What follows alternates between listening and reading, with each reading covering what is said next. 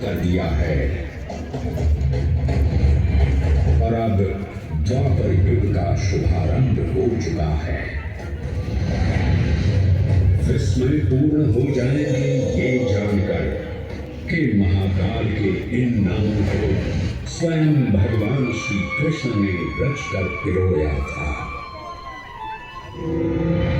महाकाल सहस्रनामावली की ये अद्भुत रचना उस समय की है जब योगेश्वर कृष्ण, उनके मित्र सुदामा और शेषावतार बलराम ने अवंती नगरी में स्थित सांदीपनी ऋषि के आश्रम में वेदांत दर्शन और शस्त्र विद्या की शिक्षा ग्रहण की थी। कहते हैं कि भगवान श्री कृष्ण को अवंती ने ऐसा मंत्रमुग्ध कर दिया कि यहाँ 64 दिनों तक रुककर उन्होंने 64 विद्याएं और 14 कलाओं का ज्ञान लिया। उज्जैन का संबंध महाभारत से भी जुड़ा हुआ है। इस महान महाकाव्य के वन पर्व में उल्लेख किया गया है कि महाकालेश्वर मंदिर में स्थित कोटि तीर्थ जल का स्पर्श मात्र करने से अश्वमेध यज्ञ के समान फल प्राप्त होता था। और फिर परिवर्तन की इस अनवरत धारा ने एक नई कहानी लिखी। उज्जैन में उदय हुआ मौर्य वंश का सम्राट बिंदुसार ने अपने पुत्र अशोक को उज्जैन का राज्यपाल बनाया और समय के साथ अशोक के शासनकाल में धर्म का विस्तार हुआ। मौर्य वंश के पश्चात विभिन्न राजवंशों, सम्राटों और नरेशों ने उज्जैन की सेवा की। उनमें से प्रमुख मालवागण और फिर गुप्त वंश ने यहाँ राज कर इसके वैभव में वृद्धि की। उज्जैन ने अपने भव्य टेक से जहाँ महात्माओं और शासकों को आकर्षित किया, वहीं इस नगर पर आतताइयों की दृष्टि भी पड़ी।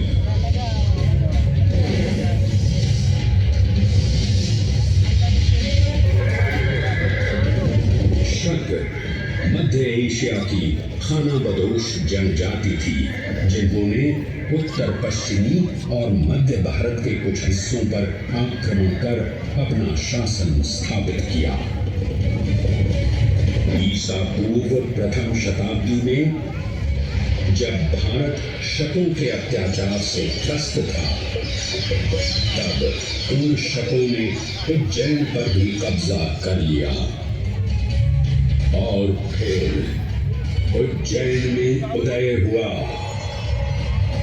एक तेजस्वी योद्धा महाराज विक्रमादित्य का। एक तरफ शकों का बल तो दूसरी तरफ विक्रमादित्य का अद्वितीय पराक्रम। विक्रमादित्य की तलवार महादेव के तीसरे नेत्र सी चमकी। प्रचंड युद्ध हुआ। महाकाल की कृपा से शूरवीरों ने शकों को परास्त किया और उज्जैन में गणतांत्रिक शासन स्थापित किया।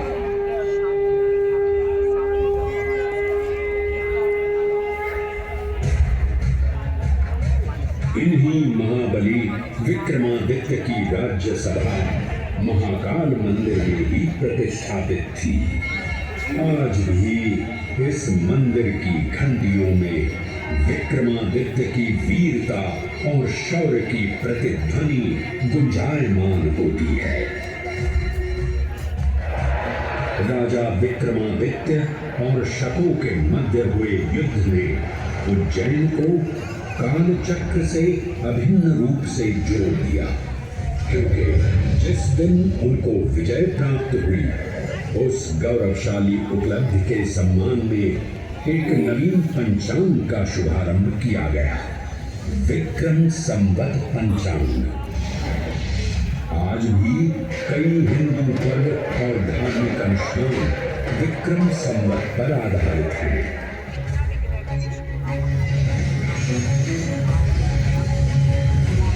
पृथ्वी की भौगोलिक कर्क रेखा इस पावन उज्जैन भूमि से होकर गुजरती है। लगभग 300 वर्ष पूर्व उज्जैन विश्व समय का प्रमुख संदर्भ बिंदु था। यही कारण है कि उज्जैन की वेदशाला में वराहमिहिर, आदित्यदास, ब्रह्मगुप्त, आर्यभट्ट और भास्कराचार्य जैसे महान विद्वान अनुसंधान और अध्ययन में तल्लीन रहते थे। खगोल शास्त्र का केंद्र, महाकालेश्वर का आवास, जगत गुरु कृष्ण की नगरी, विक्रमादित्य का राज। जयति जय उज्जैनी, वैभवशालिनी नगरी उज्जैन।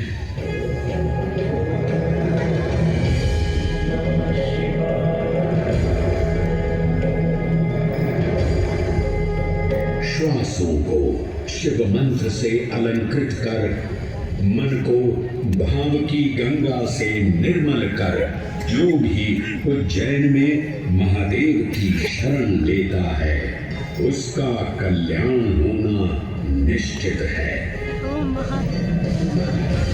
आज सुनी सबने गाथा महाकाल की, दर्शन जिनके दुर्लभ हैं, नमन करे जिन्हें काल भी, चरण में जिनके है बसा।